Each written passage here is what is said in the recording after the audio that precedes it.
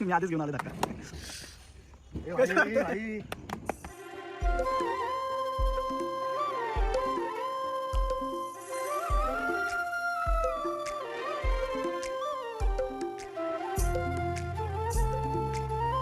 कैसा लग रहा है विशाल काका? भाई तू बाप म्हणून एवढं तुला इमोशनल असं नाही ना म्हणजे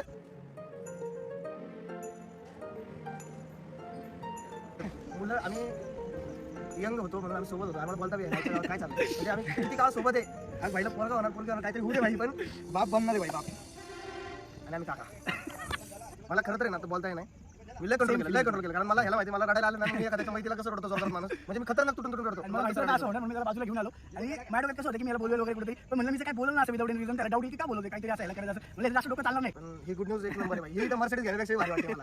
हा आनंद नाही या कशाने कम करू शकत डिफरंट आहे. म्हणजे मला आज पहिल्यांदा कळलं की कोणीतरी ना अशी न्यूज सांगितलं इमोशनल का होतात माणसं. कारण त्यावेळेला असं वाटतं की आपल्याला हक्काचं मी तर तुझी पण फिलिंग समजू शकतो रे की या दुनियामध्ये आता एक हक्काची तर 2 वर्षापूर्वी आलतीच पण एक आता असं व्यक्ती येणार आहे ज्याच्यासाठी आपण 8 तास केलं ना की जी मेहनत हे नाव कमवलं हे पैसे कमवायचे काय कमवायचे कुणासाठी कमवायचे त्यासाठी कमवायचे. 3 महिने झाले आता ऑलमोस्ट 3 महिने झाले. आता सॉरी मला जास्त एक्सप्लेन नाही करता आले माझ्या भावना पण मी सांगतो भावना एक्सप्लेन करायची गरज नसते ते दिसतात लगेच चेहऱ्यावर. आता मी त्या शब्दात नाही बघितलं मांडू कोणालाच नाही करता आलं. प्रत्येक जण ज्याला सांगितलं ना आठवण उडला होता एकदम आणि इथं तर माझा दिवस उडला असं नाही याचा उडला असं उडला असता पकडलं सेम पण याच्या आयुष्यात डिसिजन त्या टायमाला